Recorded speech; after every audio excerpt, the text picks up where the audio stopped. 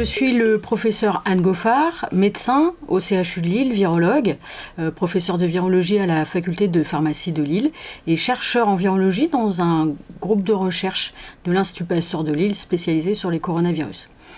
Alors, la variabilité du SARS-CoV-2.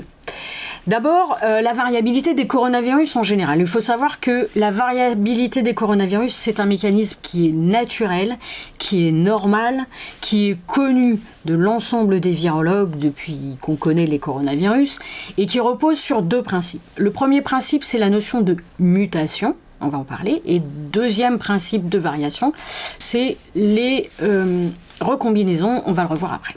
Alors, les mutations, qu'est-ce que c'est? La polymérase virale, qu'on appelle RDRP pour RNA dépendante RNA polymérase, est peu fidèle. Qu'est-ce que ça veut dire? Ça veut dire qu'elle incorpore dans l'ARN des nucléotides erronés. Tous les 10 puissance 4 nucléotides recopiés, la polymérase recopie une erreur. Alors c'est ce qui est présenté sur le schéma de droite où on aurait chaque ligne représenterait un génome viral, donc il y aurait 4 génomes viraux à représenter et chaque petit symbole, les étoiles, les triangles, les ronds, représenterait des mutations. Et donc vous voyez que il peut y avoir des mutations incorporées. Alors il faut savoir que le génome du SARS-CoV-2 c'est 30 kilobases, donc à chaque fois que le virus rentre dans une cellule et s'y multiplie, il produit de nouveaux virions dans lesquels, à chaque fois, il peut y avoir des mutations, des erreurs. Ça se produit donc lors de l'élongation du génome. Ces mutations sont donc incorporées lors de la réplication du génome viral et pour le SARS-CoV-2, pour les coronavirus en général, il y a relativement peu de mutations, d'erreurs de mutations qui sont incorporées parce qu'il y a dans le génome une protéine appelée NSP14, NSP pour Non-Structural Protein, NSP14, qui a une fonction de correction des erreurs. Donc on voit apparaître des mutations, des variations, mais relativement peu par rapport à d'autres virus qu'on connaît bien qui mutent beaucoup, comme le virus de la grippe par exemple. Donc premier mécanisme de variation des coronavirus et du SARS-CoV-2, les mutations. Deuxième mécanisme de variabilité, ce qu'on appelle les recombinaisons. Alors c'est présenté sur le schéma de droite, qui est un schéma très théorique, qui présente comment ça se passe les recombinaisons. Il faut avoir un hôte qui est infecté par deux virus différents mais proches. C'est ce qui est présenté avec le génome 1 en rouge sur le schéma de droite et le génome 2 en gris.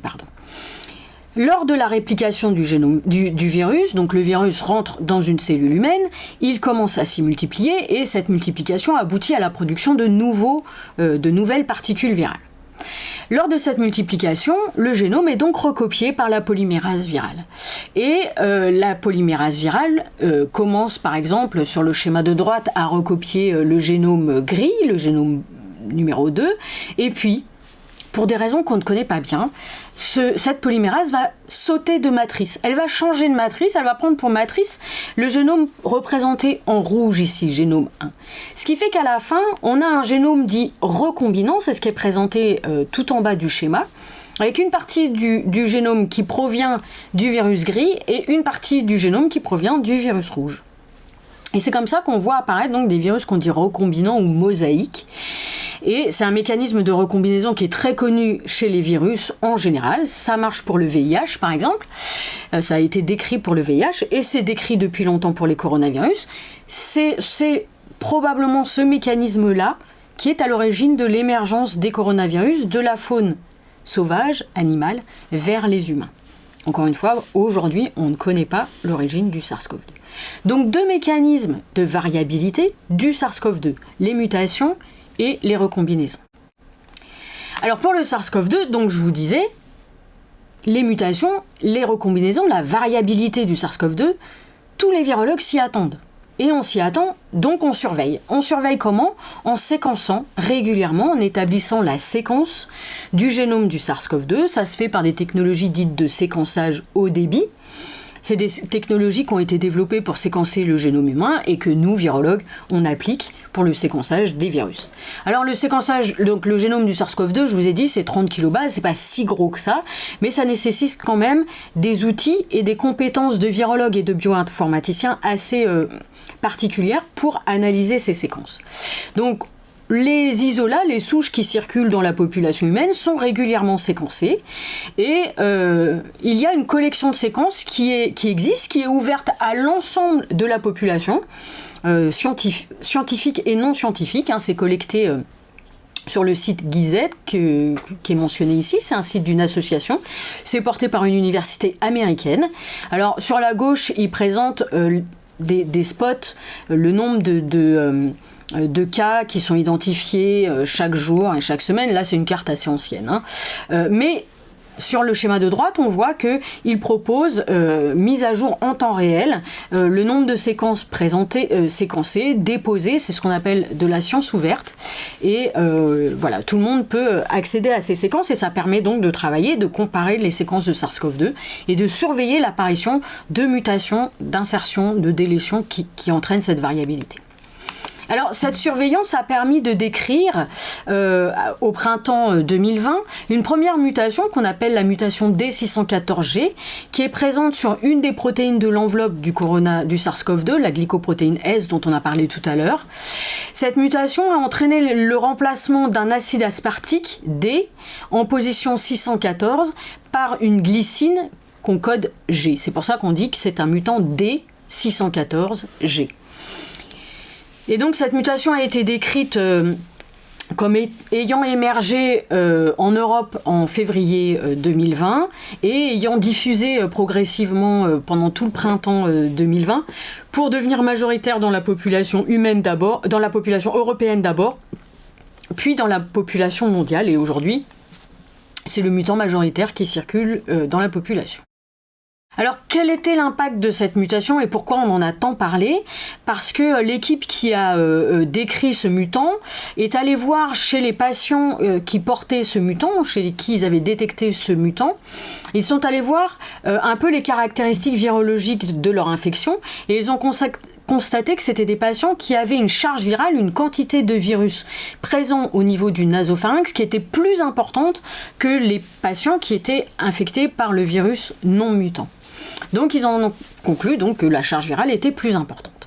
Et quand ils ont reproduit cette mutation sur des outils de laboratoire qu'on appelle des pseudoparticules rétrovirales, ils ont pu constater que quand il y avait cette mutation en G614, leurs pseudoparticules rétrovirales étaient plus infectieuses pour leur modèle cellulaire.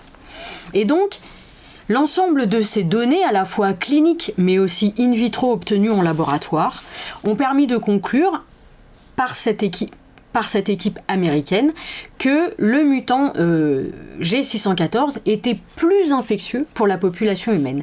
Et ces conclusions ont été confirmées par différentes équipes, des équipes chinoises mais aussi des équipes européennes par la suite. Donc, premier mutant plus contagieux qui émerge en Europe au mois de février-mars dans différents pays d'Europe.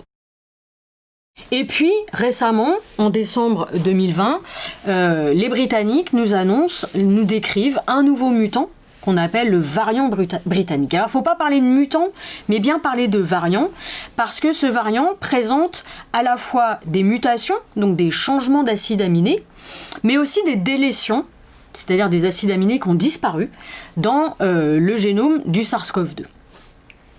Alors, c'est une étude qui est donc publiée en décembre 2020 par des équipes britanniques, qui ont donc séquencé ce nouveau variant. L'étude publiée liste bien l'ensemble des mutations et des délétions qui sont observées. On retrouve la mutation D614G, qui est toujours présente sur ce variant britannique. On observe une nouvelle mutation N501Y qui est proche de la région du génome viral de la glycoprotéine S, proche de la région qu'on dit RBD pour Receptor Binding Domain, qui est la région qui permet au SARS-CoV-2 de s'accrocher aux cellules humaines. Donc cette mutation N501Y est fortement suspecte de rendre ce nouveau variant plus contagieux, encore plus contagieux que le variant D614G. Et c'est pour ça qu'il y a un petit peu... Il y a une inquiétude sur ce nouveau variant, puisqu'il semblerait bien qu'il soit davantage contagieux encore que le D614G. Alors, il y a d'autres mutations qui sont décrites dans ce SARS-CoV-2, dans d'autres régions du génome. Il faut maintenant que les virologues puissent caractériser ces mutations, et c'est un travail qui se fait en laboratoire et qui prend un peu de temps. Je voudrais insister sur d'abord sur une autre variation présente sur ce virus, ce sont les délétions en position 69 et 70. C'est-à-dire qu'en position 69 et 70 de la glycoprotéine S, de l'enveloppe dont on a parlé tout à l'heure, il y a des acides aminés qui ont disparu. Pourquoi c'est important d'en parler ? Parce que cette région, c'est la région qui a été désignée, qui a été choisie pour y détecter le génome viral dans le test dont vous avez tous maintenant entendu parler, qui est le test de RT-PCR, qui permet le diagnostic de l'infection par le SARS-CoV-2. Donc, dans un premier temps, les Anglais ont émis une alerte en disant « Attention !» Peut-être que ce variant britannique est moins bien détecté par les tests de PCR à cause de ces délétions.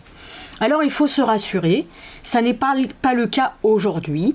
Pourquoi ? Parce que les tests de PCR et les tests de RT-PCR qu'on utilise pour faire du diagnostic sont ce qu'on appelle des tests multiplex. C'est-à-dire que on détecte, comme on s'attendait à des variations du SARS-CoV-2, on détecte par les tests de RT-PCR différentes régions du génome viral. Une région dans la glycoprotéine S, et qui est donc bien située là où il y a ces délétions en 69 et 70, mais d'autres régions aussi. Alors en fonction des kits qui sont utilisés, il y a, ça peut être un petit bout du gène de la nucléocapside, du gène de l'enveloppe, du gène de la polymérase, ça dépend des kits qui sont utilisés, mais en général il y a 2 voire 3 cibles qui sont utilisées, et donc il n'y a pas de sous-estimation du nombre. Nos tests de diagnostic sont toujours fiables, mais ils ne permettent pas de dire si spécifiquement c'est le variant britannique qui infecte la personne. Pour savoir si c'est bien le variant, il faut faire du séquençage de la souche, et donc c'est des techniques un petit peu plus longues, un petit peu plus lourdes, qui coûtent beaucoup plus cher et qui ne sont pas faites de manière systématique à chaque fois qu'on détecte un SARS-CoV-2. Voilà sur le plan virologique. Alors qu'est-ce qu'on peut dire sur le plan clinique sur cette infection, sur ce variant britannique ? On peut dire 2 choses. La première chose, c'est que donc il semble être davantage contagieux pour la population humaine. En revanche, il n'infecte pas plus les enfants que les adultes. Il infecte un plus grand nombre de personnes, et donc parmi ce plus grand nombre de personnes, il va infecter des enfants, mais pas spécifiquement les enfants plutôt que les adultes.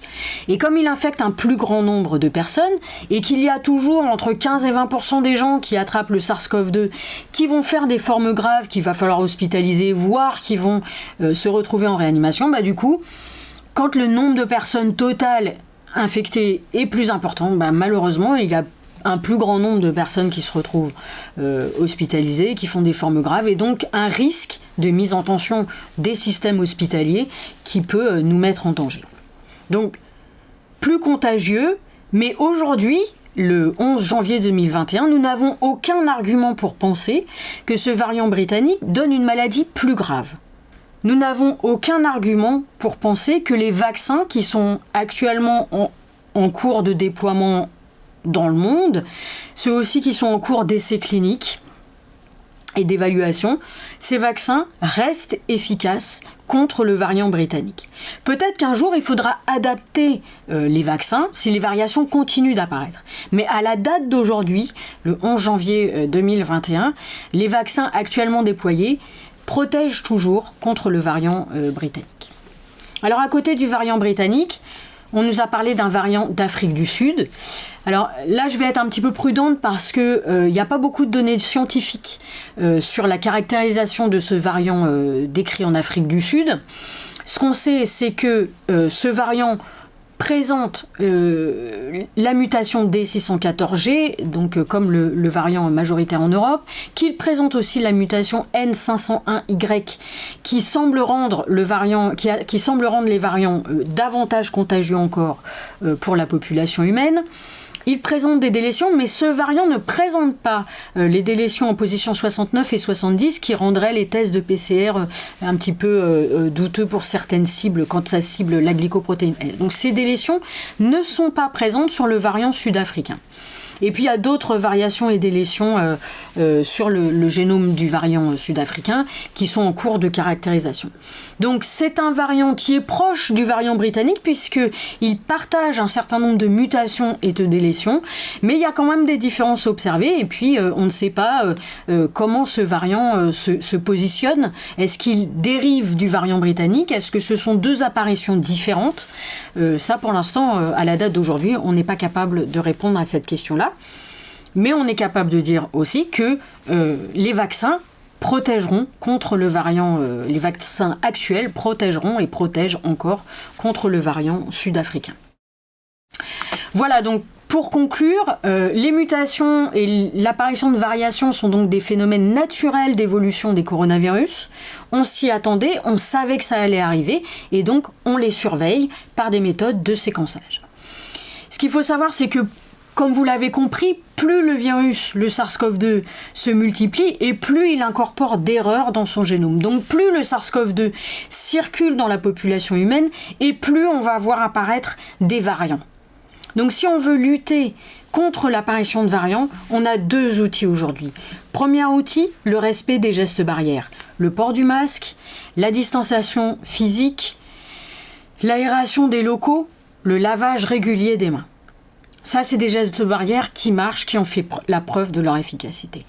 Deuxième outil pour lutter contre la circulation du SARS-CoV-2, la vaccination. Se faire vacciner permet de ralentir, et probablement quand un assez grand nombre de personnes seront immunisées, permettra de stopper la circulation du SARS-CoV-2 et donc empêchera l'apparition de nouveaux variants.